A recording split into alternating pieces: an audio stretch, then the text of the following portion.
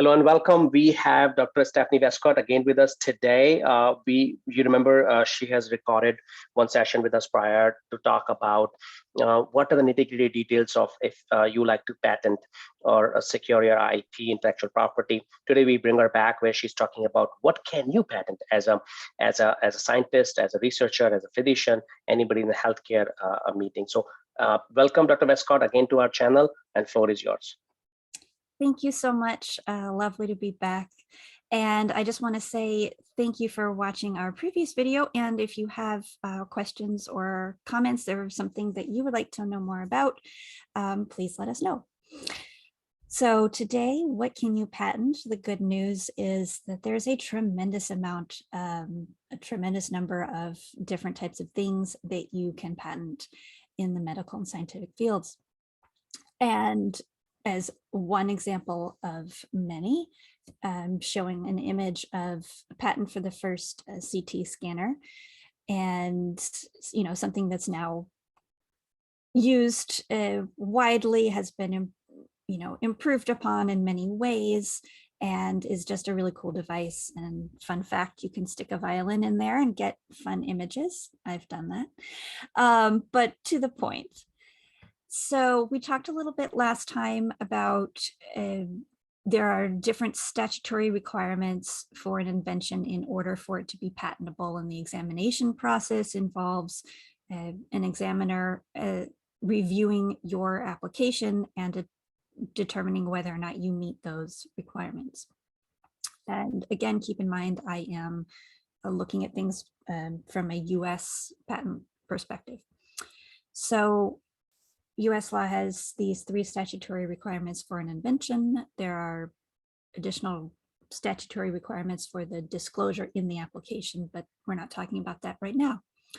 So we have Section 101, utility, Section 2, novelty, Section 103, non-obviousness. Today, I just want to show you Section 101, show you the different elements of it, and talk briefly about what is patentable subject matter and how that might relate to you. So Section 101, whoever invents or discovers, that's one key component, any new and useful process, second key component, useful process, machine, manufacture, or composition of matter, or improvement thereof, may obtain a patent therefore, subject to the conditions and requirements of this title. So what we see here, if we take this apart, it's just one sentence, but we've got 4 important elements here. We've got whoever invents or discovers. So there is a legal definition, a legal inquiry that you will go through to figure out who is an inventor, but it means that short version, you need to contribute to the invention. So if you are simply doing work on something under someone else's direction and you are not contributing to the idea, you are very unlikely to be an inventor. Whereas if you contribute to the idea, then you are very likely to be considered an inventor. So I'm sorry if you're a grad student only doing somebody else's work and not having your own idea, you're not going to be an inventor. Maybe that's more relevant to undergrads, but because if you're a grad student, you should be trying to have your own original ideas. True. But let's not get hung up on that. So the second portion, your invention has to have some utility, has to be useful in some way. Process, machine, manufacture, or composition of matter. So this is what I mean when I say eligible subject matter. This is the universe of things that are patentable. And I'll talk a little bit more about that in a moment. A patent also. Only one patent per invention. You can't get multiple patents on the same invention. There's an interesting twist to this, I guess I would say, in that your if you, and I can discuss this in another video later, but if you have an idea, maybe that idea has multiple components that for the purposes of the patent law may actually involve multiple inventions. So eligible patentable subject matter covers a lot of ground, but it is important to note that not everything under the sun is patentable subject matter. And in US law, we have what are called judicial exceptions that have been created as the courts have interpreted our patent statute to say, okay, what can you not get that monopoly on? Laws of nature, natural phenomenon, abstract ideas. So what does that mean? Practically, it means you can't patent a scientific principle, a naturally occurring phenomenon, a mental process, pure math, something like that. So you can't be like, I want a patent on gravity. Well, no. I'm going to patent blood flow. No, you can't do that. And this has evolved a little bit over time, but these are the general principles that we operate under. So like mental process, again, okay, well, I've got a process of thinking through something. Well, you're doing it in your own head. You can't reach in, we're not going to give you legal ability to reach into somebody else's head and prevent them from thinking about that. You may be able to turn that into an algorithm that you can execute through a machine or software or something like that, where you have these directions that are executable, but it can't be in your own head.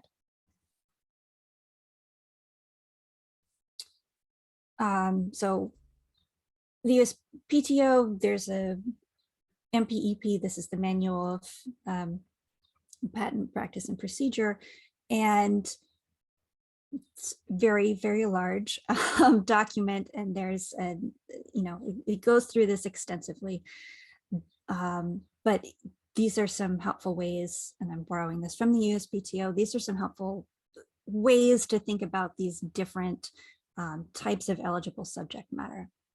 The process, you can think of this as a method, and so you'll often hear the expression a method patent. It's a series of steps for doing something or making something. A machine, I think we all kind of know what a machine is. It's a device. A manufacturer, so a material, for instance, composition of matter. So, we often think of that in relation to chemicals. But again, you can see these are really, really broad. So my point here is really to get you to think about, what am I doing in my lab or my clinical research? How does what I do fit into these categories? And good news is you've got, like I've been saying, you've got a lot of room to work with. If you are a chemist or you work with chemists, maybe you're thinking about making novel compounds that have a unique activity. Maybe you have a new way to make a new compound. Maybe you work in materials science, which is incredibly cool. So you're making new materials. Maybe you're working in molecular biology or biochemistry, and you're thinking about, okay, I want to create a protein that's going to have a unique activity. So you could patent, your invention could be the novel protein. It could also be, you have to express a protein. So it could be the DNA sequence for encoding the protein.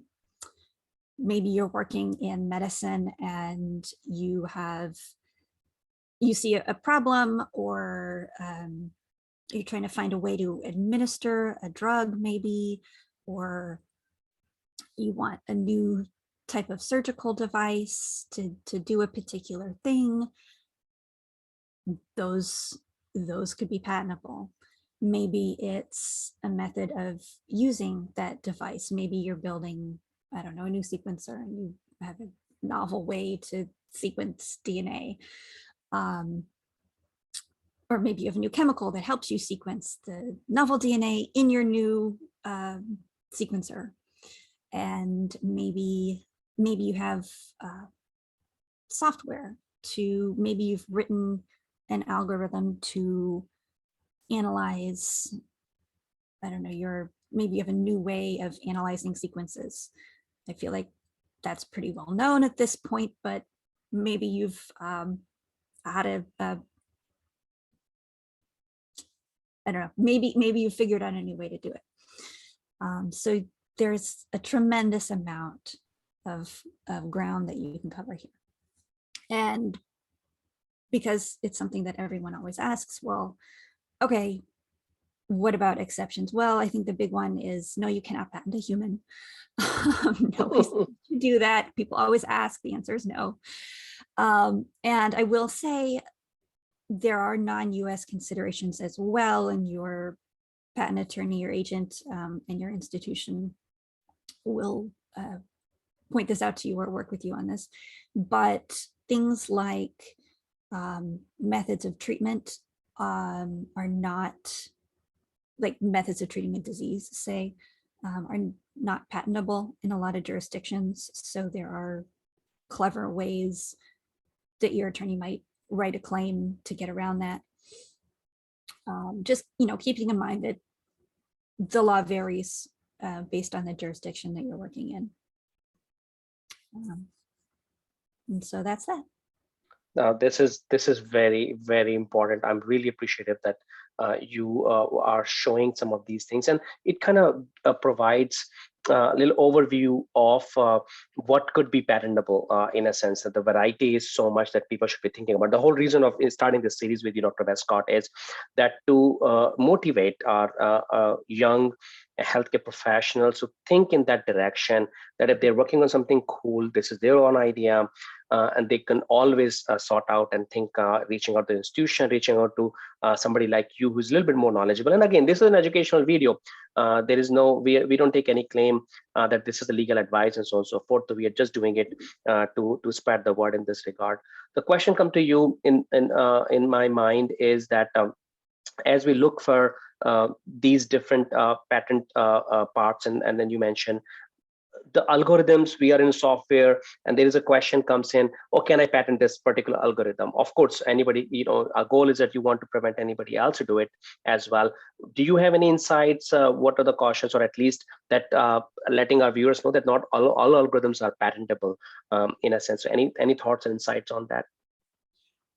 Well, it's a bit of a tricky question for me because I'm a biologist, not a software person, and I haven't worked on that personally. I